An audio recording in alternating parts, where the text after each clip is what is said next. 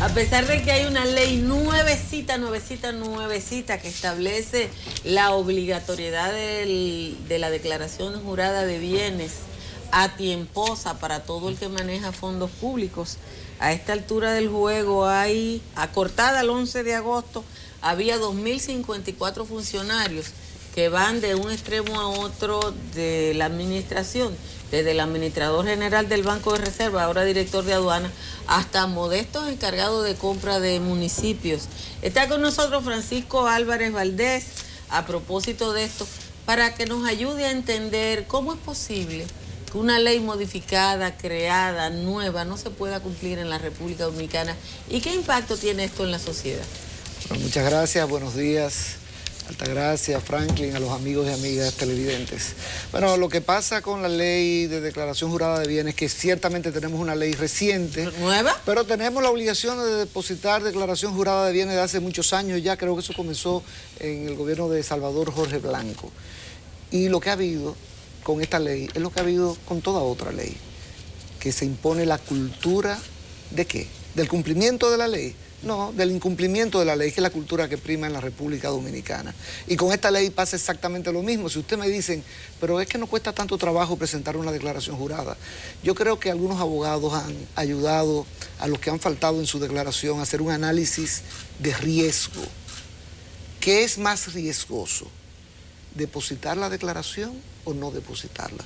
Y los abogados le han ayudado a llegar a la conclusión de que no depositarla es menos riesgoso. ¿Cuál sería el riesgo del que la deposita para que la gente entienda el análisis? Bueno, que si de buenas a primeras hay una incongruencia entre lo que declara y la realidad, comete una falsedad y puede ser sancionado con penas de prisión de 4 a 10 años. Entonces, esa es una sanción mayor. Sí. Ahora, ¿qué pasa cuando usted no la presenta? Comete una falta administrativa de tipo grave.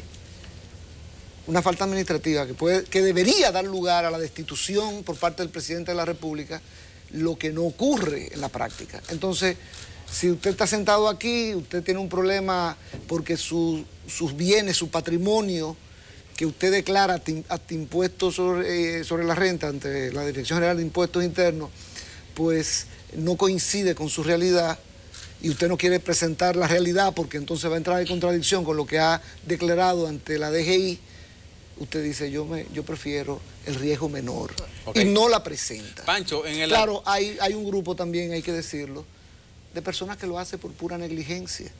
Eso es cierto también. O sea, no estoy diciendo, no quiero generalizar. En la Cámara de Cuentas nos suministraron los documentos de quienes habían hecho la declaración jurada a tiempo, quienes la habían hecho tardía, y estos 2.054 que han considerado que no es ninguna, pero sucede que probablemente la gente que más presupuesto manejó en República Dominicana, que son 6 encargados de compra del Ministerio de Educación, no hicieron declaración jurada, y esa gente manejó el presupuesto más grande de la República Dominicana.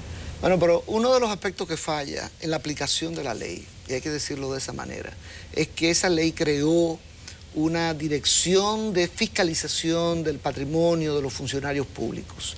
Esa dirección está dentro de la estructura de la Cámara de Cuentas, porque la Cámara de Cuentas que recibe las declaraciones. Y a través de esta dirección que se llama específicamente Oficina de Evaluación y Fiscalización del Patrimonio de los Funcionarios Públicos. ¿Y qué se supone? De acuerdo con lo que dice la misma ley, que cuando hay rumores o denuncias con respecto al patrimonio de un funcionario, esa dirección debe iniciar un proceso de investigación, de verificación. Vamos a llamar de verificación para no llamar todavía en esta etapa tan temprana de investigación. De verificación. Déjame ver, y puede llamar al funcionario público, puede pedirle a esa dirección la actualización de su declaración jurada. O sea, porque ustedes saben, por ejemplo, hay personas que presentaron su declaración jurada en el 2010, cuando fueron designadas, por ejemplo, los legisladores, y ahora tienen que presentarla de nuevo, aquellos que fueron reelectos dentro de los 30 días a partir del 16 de agosto. Pero imaginemos aquellos que lo presentaron en el 2010. Han pasado, ¿qué? 6 años. Y de repente hay rumores con respecto a un senador que tiene un patrimonio que no puede justificar. bueno, que pasó por la justicia, por ejemplo, se declaró un no al lugar, pero ahí había evidencia de sobra de que su patrimonio no era el que había declarado. Entonces esa dirección tiene la obligación y la responsabilidad de llamar a ese senador y decirle, mire, usted hizo su declaración en el 2010, pero yo necesito que usted me la actualice ahora. Doctor Álvarez, pero en el capítulo 2 de los órganos responsables de la aplicación de ley de declaración jurada de patrimonio público, dice el artículo 10, creación del organismo de verificación. Pero eso es lo que él está diciendo. Se crea la oficina de evaluación y fiscalización del patrimonio de los funcionarios públicos como organismo especial de la Cámara de Cuentas. ¿Quién encabeza esa comisión? ¿Quién la nombró? No, esa dirección. ¿Cuándo van a esa dirección? ¿Quiénes son los gerentes de esa? La Cámara de Cuentas es la responsable de este proceso. Pues eso no se ha creado. Y la Cámara de Cuentas. Y alguien cobra. Y la Cámara de Cuentas es la responsable de designar, no es el Congreso, no es el Poder Ejecutivo, es la Cámara de Cuentas que tiene la responsabilidad de designar a esa persona allí. Y obviamente esa unidad es fundamental para la aplicación de la ley. Ese es como el Ministerio Público de la Cámara de Cuentas. Y sería interesantísimo, bueno, que ustedes que están trabajando este tema de manera sistemática, ¿no? Pues investiguen qué hace esa dirección, qué ha hecho hasta ahora. Cuando hay, por ejemplo, rumores, que lo ha habido, más que rumores, ha habido más que rumores. El caso de Félix Bautista, por ejemplo, había una certificación de la Dirección General de Impuestos Internos señalando que Félix Bautista se inscribió como contribuyente en el 2002-2003, y no volvió a presentar una declaración jurada ante impuestos internos, me estoy refiriendo. Pues esos son elementos suficientes para que esa unidad, que se creó obviamente hace pocos años, hubiese llamado al senador Félix Bautista a decirle, primero actualíceme su declaración de 16 millones de pesos que usted hizo en el 2010. Y luego vamos a verificar si realmente ese es su patrimonio. Eso es lo que está fallando. Si yo no pago mis impuestos, y me mandan 10.000 cartas de impuestos internos y se me pone una penalización. Nosotros tenemos como, ¿cómo que se dice? Profesionales liberales. Sí, los anticipos. Pagar todas esas cosas.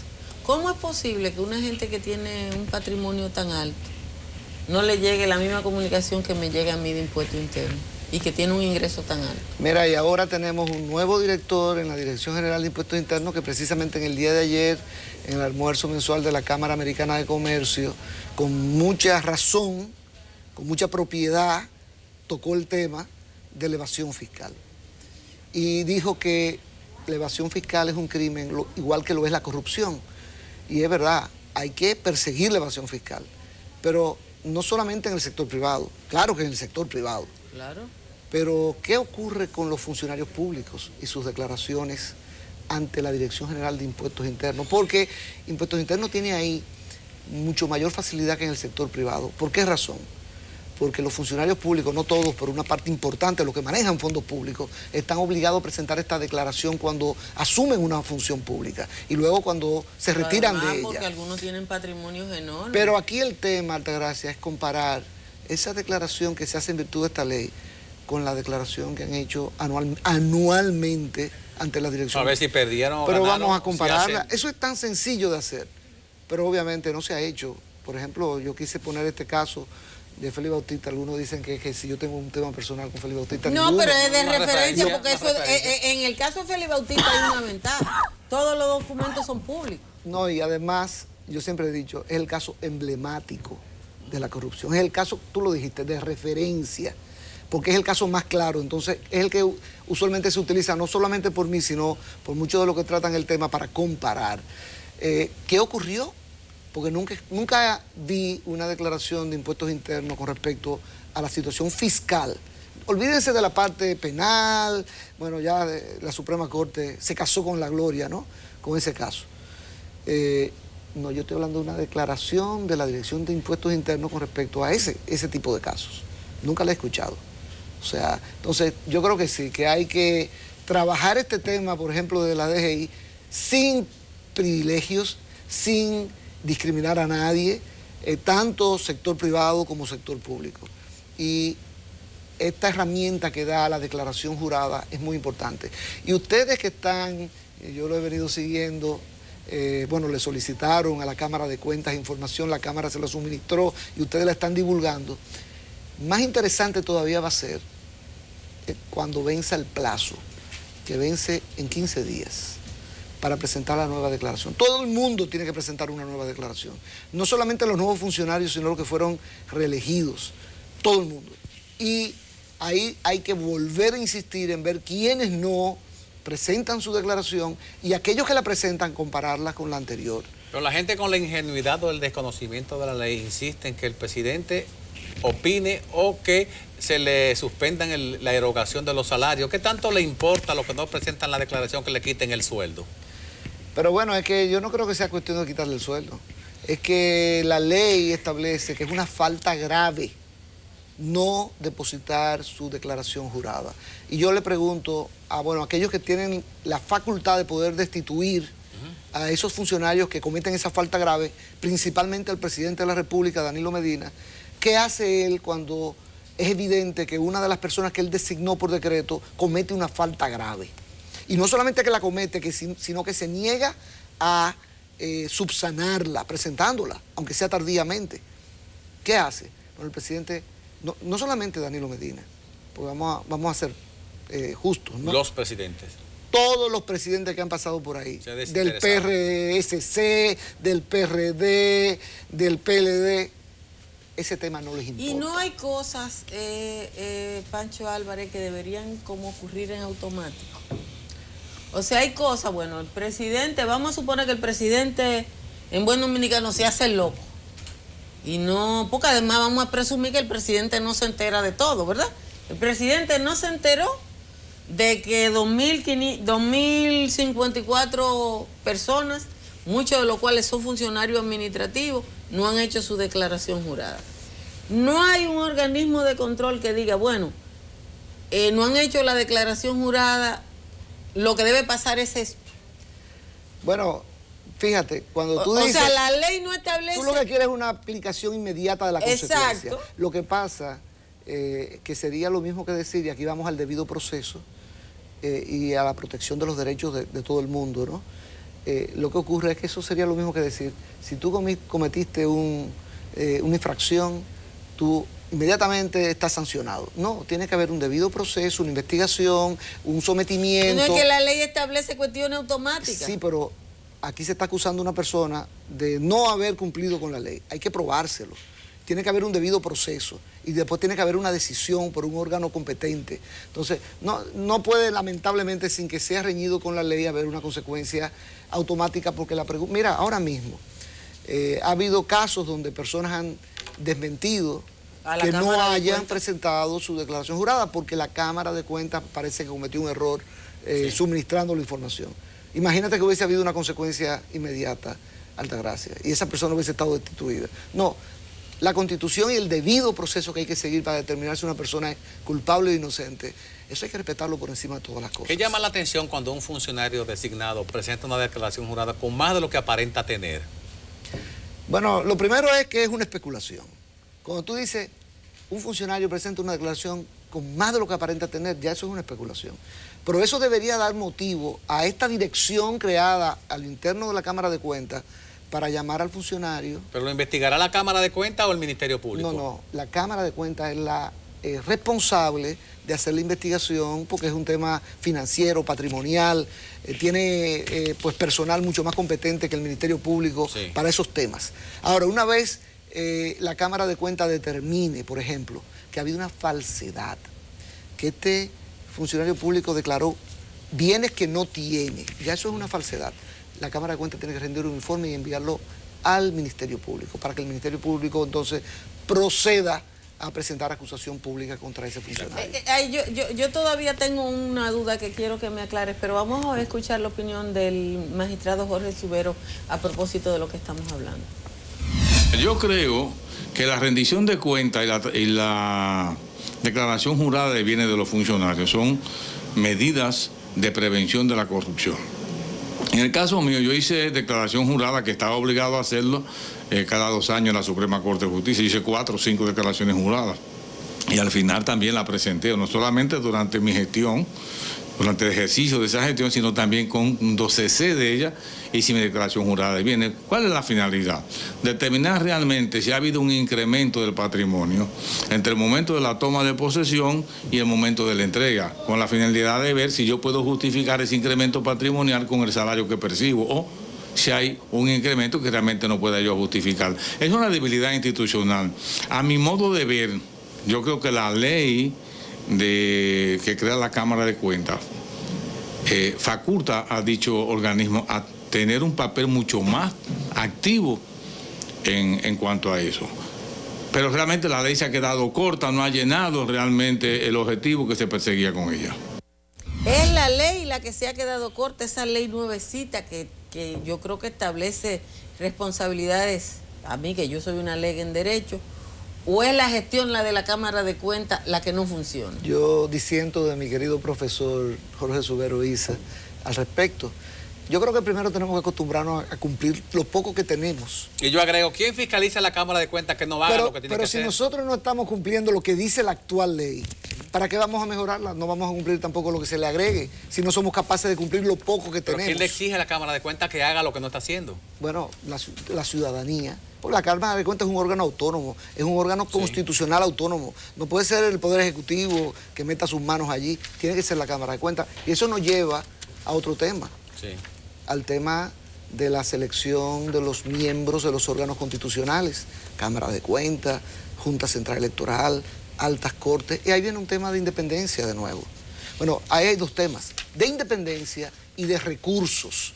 Porque en primer lugar usted tiene que tratar de nombrar en todas esas posiciones que yo acabo de mencionar, en esos órganos que acabo de mencionar, personas, no que sean apolíticas, como han querido algunos desviar el tema, como la presidenta de la Cámara de Diputados, Lucía Medina, que dijo que había que buscarlo en Marte. No quiso ella decir apartidista. Pero ella sabe perfectamente que cuando mucha gente se refiere a que tiene que ser apolítico, lo está pensando como apartidismo. Ayer el presidente de la conferencia episcopal, Nicanor Peña, señaló que claro que no pueden ser apolíticos, pero que deben no tener compromisos con partidos políticos. El editorial del periódico Hoy, del día de hoy, también dice exactamente lo mismo. Claro, todos somos políticos, incluyéndolo a ustedes dos y a todos los que nos están viendo, pero somos miembros, tenemos compromisos con partidos políticos, ahí es donde está el tema. Usted le puede pedir a un juez que viene de toda una vida de actividad política en el PLD, que decida un caso de un compañero de él, que tal vez le ha hecho favores dentro del partido, lo ha ayudado a promoverse dentro del partido. No, porque hay un conflicto de interés. Usted le puede pedir a la Cámara de Cuentas, si de buenas a primeras se le está poniendo el dedo a alguien que trabajó en un partido político, con, por ejemplo, mi amiga Liselot Marte de Barrio, que viene del Partido Reformista. Pues la estamos colocando, no estoy diciendo que no sea capaz de hacerlo, estoy diciendo que le estamos colocando en un conflicto de interés, en un conflicto de lealtades. Lealtad hacia su función y lealtad que lleva arraigada por años de trabajo en algún partido político. Vamos a hacer una pausa porque hay que tratar la otra parte del diálogo, es sobre esa posibilidad de mejorar los órganos que imparten justicia y que toman decisiones a propósito de los cambios obligados en este momento. Vamos a la pausa y regresamos en breve.